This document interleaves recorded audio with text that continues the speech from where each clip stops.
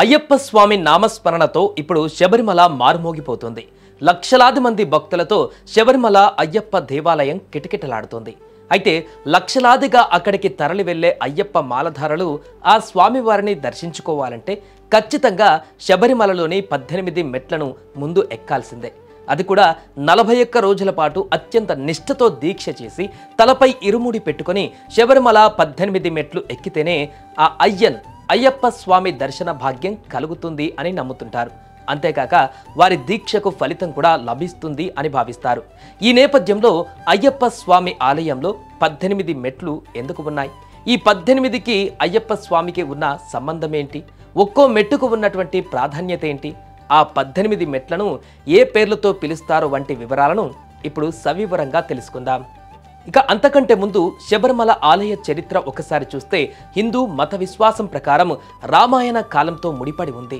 రామాయణ కథతో శబరిమల ఆలయానికి శబరి పేరుతో ఏర్పడిందని, శ్రీరాముడు తన భక్తురాలైన శబరి ఎంగిలి చేసి ఇచ్చిన పండ్లను తిన్నాడని పురాణాలలో పేర్కొన్నారు. శివుడు విష్ణువుల తనయుడు అయ్యప్ప. అందుకే ఈ ఆలయం ప్రాచీనమైన రామాయణ కాలానికి చెందినది అని ఆలయ చరిత్ర చెబుతోంది. అయ్యప్ప దీక్ష తీసుకున్న భక్తులు తలపై ఇరుముడితో ఆలయానికి చేరుకుంటారు. ఈ ఇరుముడిలో అయ్యప్పకు సమర్పించే వస్తువులు ఉంటాయి. అయ్యప్పను దర్శించుకుంటే తాము కోరిన కోరికలు నెరవేరుతాయని భక్తుల నమ్మకం. ఇక కేరళ రాష్ట్రంలో పత్తినంతిట్ట జిల్లాలో ఉన్న శబరిమల అయ్యప్ప స్వామిని దర్శించుకోవడానికి ఎక్కేటువంటి 18 పవిత్ర మెట్లను పదునెట్టాంబడి అని పిలుస్తారు.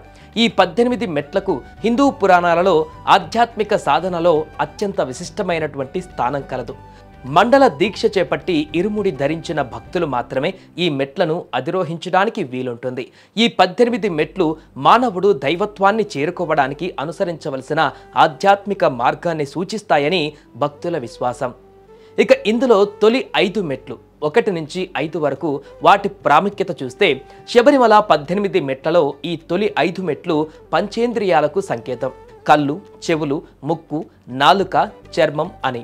అయ్యప్ప భక్తుడు ఈ 5 ఇంద్రియాలపైన అదుపు సాధించడం ద్వారానే మొదటి అడుగులు వేయాలని సూచిస్తాయి.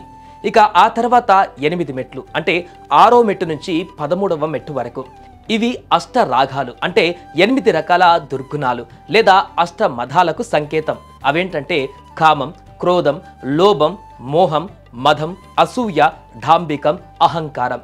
ఈ మెట్లు ఎక్కుతున్నప్పుడు భక్తులు ఈ దుర్గుణాలను విడిచిపెట్టాలని భావిస్తారు. ఇక ఆ తర్వాత 14వ మెట్టు నుంచి 16వ మెట్టు. ఈ 3 మెట్లకు కూడా ఎంతో ప్రాధాన్యత ఉంది. 13వ మెట్టు తర్వాత ఇక 14 నుంచి 16వ మెట్టు వరకు ఎక్కాల్సి ఉంటుంది. ఇవి సత్యం, రజస్సు, తమస్సు అనే త్రిగుణాలకు ప్రతీక. ఈ గుణాల ప్రభావం నుండి బయటపడాలని సందేశాన్ని ఇస్తాయి. ఇక చివరిగా 2 మెట్లు అంటే 17వ నుంచి 18వ మెట్టు. ఈ మెట్లు విద్య, అజ్ఞానానికి సూచన. అజ్ఞానాన్ని విడిచిపెట్టి జ్ఞానాన్ని పొందిన తర్వాతనే భక్తుడు స్వామి సన్నిధానాన్ని చేరుకోగలడని ఈ మెట్లు తెలియజేస్తాయి.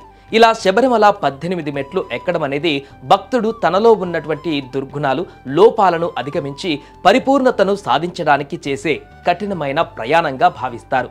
అసలు ఇంతకు ఈ 18 మెట్లే ఎందుకు అనే డౌట్ కూడా మీకు రావచ్చు. ఆ వివరాలు ఒకసారి చూస్తే మణికంఠుడు అయ్యప్ప స్వామిగా శబరిమలలో కొలువయ్యేందుకు 4 వేదాలు, 2 శాస్త్రాలు, అష్టదిక్పాలకులు, విద్య, అవిద్య, జ్ఞానం, అజ్ఞానం అనే దేవతా రూపాలు 18 మెట్లుగా మారడంతో ఒక్కో మెట్టుపై అడుగేస్తూ ఉన్నత స్థానాన్ని అధిష్ఠించారని చెబుతారు. 15వ మెట్టు సర్వ మృత్యు ప్రశమన, 16 సర్వ విఘ్న నివారణ, 17వ మెట్టు సర్వాంగ సుందర, ఇక 18 సర్వ సౌభాగ్యదాయక. ఇలా శబరిమల 18 మెట్లకు ఎంతో ప్రాముఖ్యత ఉంది. సో ఈ వీడియో మీకు నచ్చినట్లయితే షేర్ చేయండి, లైక్ చేయండి. ఇలాంటి మరిన్ని వీడియోస్ కోసం మీ అభిప్రాయాలను కామెంట్ రూపంలో తెలియజేయండి.